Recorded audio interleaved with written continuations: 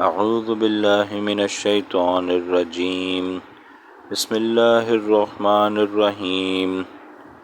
وَإِذْ قَالَ رَبُّكَ لِلْمَلَائِكَةِ إِنِّي جَاعِلٌ فِي الْأَرْضِ خَلِيفَةً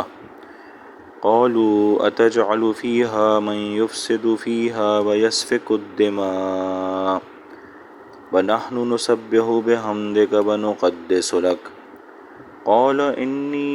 أعلم ما لا تعلمون وعلم آدم الأسماء كلها ثم عرضهم على الملائكة فقال أنبئوني بأسماء هؤلاء إن كنتم صادقين قالوا سبحانك لا علم لنا إلا ما علمتنا إنك أنت العليم الحكيم قال يا آدم أنبئهم بأسمائهم فلما أنبأهم بأسمائهم قال ألم أقل لكم إني أعلم غيب السماوات والأرض وأعلم ما تبدون وما كنتم تكتمون۔ سورۃ البقرہ آیات 30 سے 33 ترجمہ ہے۔ اور جب کہا تیرے رب نے فرشتوں کو کہ میں بنانے والا ہوں زمین میں ایک نائب یعنی خلیفہ، کہا فرشتوں نے کیا قائم کرتا ہے تو زمین میں اس کو جو فساد کرے اس میں اور خون بہائے، اور ہم پڑھتے رہتے ہیں تیری خوبیاں اور یاد کرتے رہتے ہیں تیری پاک ذات کو۔ فرمایا اللہ نے بے شک مجھ کو معلوم ہے جو تم نہیں جانتے، اور سکھلا دیے اللہ نے آدم علیہ السلام کو نام سب چیزوں کے، پھر سامنے کیا ان سب چیزوں کو فرشتوں کے، پھر فرمایا اللہ نے بتاؤ مجھ کو نام ان کے اگر تم سچے ہو۔ بولے فرشتے پاک ہے تو اے اللہ، ہم کو معلوم نہیں مگر جتنا تو نے ہم کو سکھلایا، بے شک تو ہی ہے اصل جاننے والا حکمت والا۔ فرمایا اللہ نے اے آدم بتا دے فرشتوں کو ان چیزوں کے نام۔ پھر جب بتا دیے اس نے ان کے نام، فرمایا اللہ نے کیا نہ کہا تھا میں نے تم کو کہ میں خوب جانتا ہوں چھپی ہوئی چیزیں آسمانوں کی اور زمین کی، اور جانتا ہوں جو تم ظاہر کرتے ہو اور جو چھپاتے ہو۔ پچھلی آیات میں نعمتیں جو صورت کے حساب سے ہوتی ہیں، مثلا کھانا پینا وغیرہ، کپڑے، لباس، گھر، ان کا تذکرہ تھا، اور اب یہاں پر آدم علیہ السلام کے واقعے میں معنوی جو نعمت ہیں جیسے کہ عزت کا ملنا، شہرت کا ملنا، یا علم کا ملنا، یا خوشی کا ملنا، ان کا تذکرہ ہے۔ تو آدم علیہ السلام کے واقعے کے ذریعے انسان کے پاس جو علم ہے اس کی فوقیت کا بتایا گیا ہے۔ فرمایا وَإِذْ قَالَ رَبُّكَ لِلْمَلَائِكَةِ إِنِّي جَاعِلٌ فِي الْأَرْضِ خَلِيفَةً، اللہ تعالیٰ شانہ نے فرشتوں کے سامنے اس کا ذکر فرمایا کہ میں اپنا خلیفہ یعنی نائب جو ہے وہ زمین میں بنانے والا ہوں۔ اب یہ جو اللہ کا فرمانا ہے یہ فرشتوں سے کوئی مشورہ لینا مقصود نہیں تھا،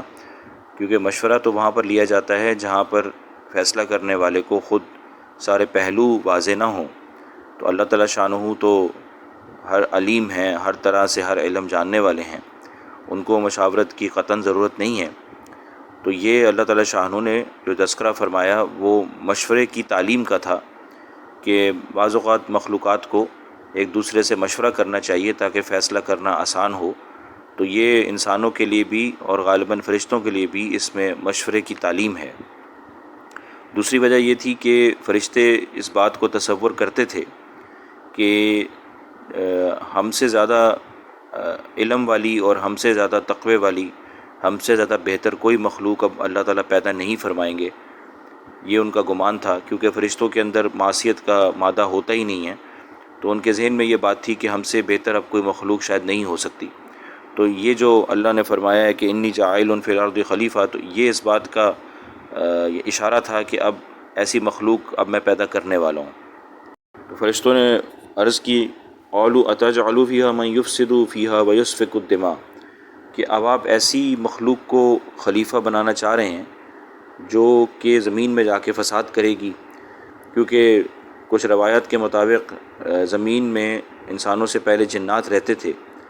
اور ان کا جو ہے وہ جنگ و جدل کا معاملہ ہوتا تھا، خون خرابہ ہوتا تھا، تو فرشتوں کو پتہ تھا کہ یہ مخلوقات، نئی مخلوق جو بنائی جا رہی ہے یہ زمین پر جائے گی تو یہ بھی خون خرابہ کرے گی، تو یہ خلیفہ کیسے ہو سکتی ہے؟ خلیفہ کا تو یہ کام نہیں ہو سکتا کہ وہ خون خرابہ کرے، اللہ کے حکم کی مخالفت کرے۔ تو یہ فرشتوں نے اعتراض کیا، یا پھر آگے سے اپنا ایک نظریہ پیش کیا کہ یہ آپ ایسی مخلوق کو آپ کیوں نائب بنا رہے ہیں۔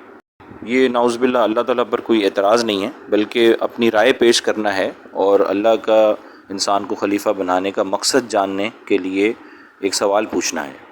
تو اپنی نیکی کی دلیل پہ فرشتوں نے فرمایا وَنَحْنُ نُسَبِّحُ بِحَمْدِكَ وَنُقَدِّسُ لَكَ، کہ ہم آپ کی حمد و ثنا بیان کرتے رہتے ہیں، آپ کی تعریفات کرتے رہتے ہیں،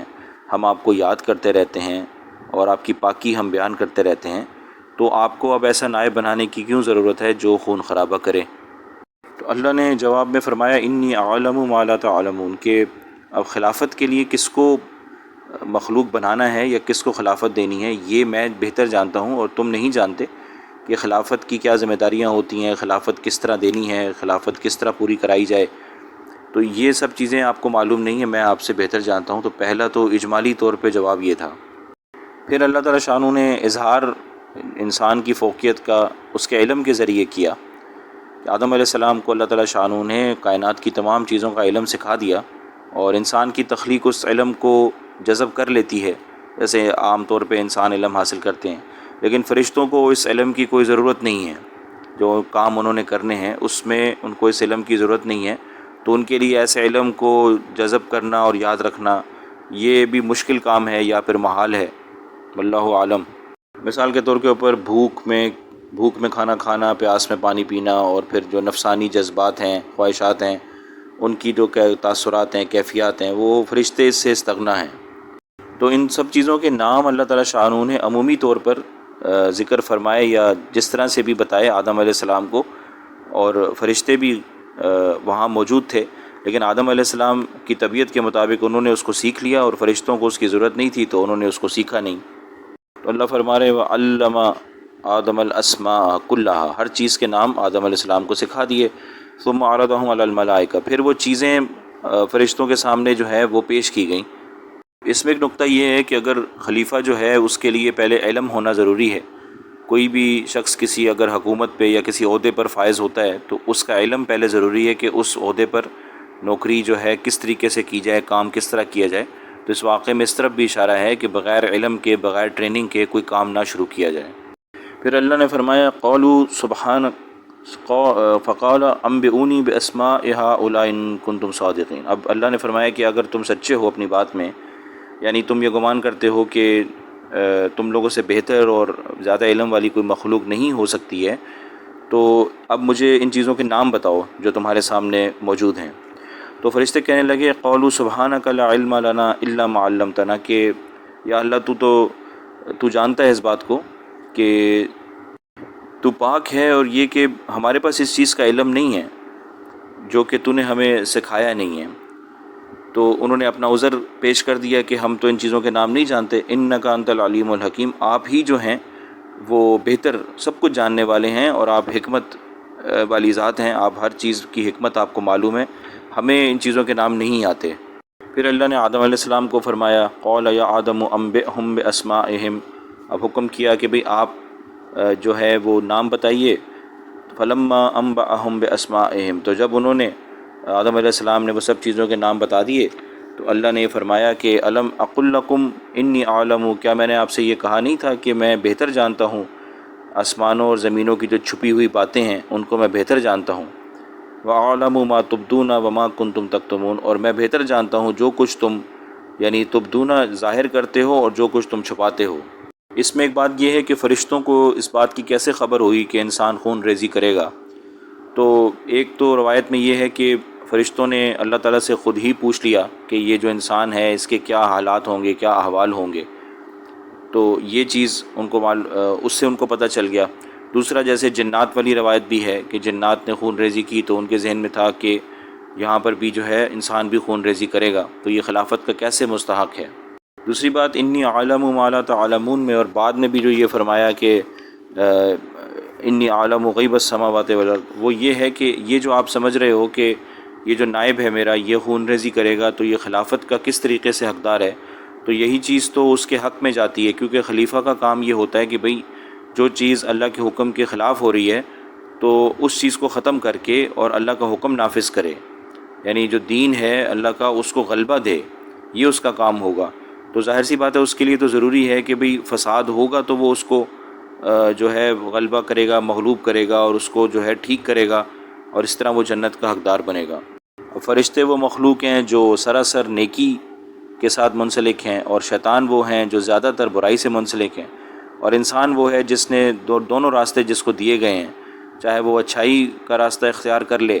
اور فرشتوں کے گروہ میں اس طرح تقوی کے حساب سے شامل ہو جائے، یا وہ برائی کا راستہ اختیار کر لے تو شیطانوں کے گروہ میں اپنے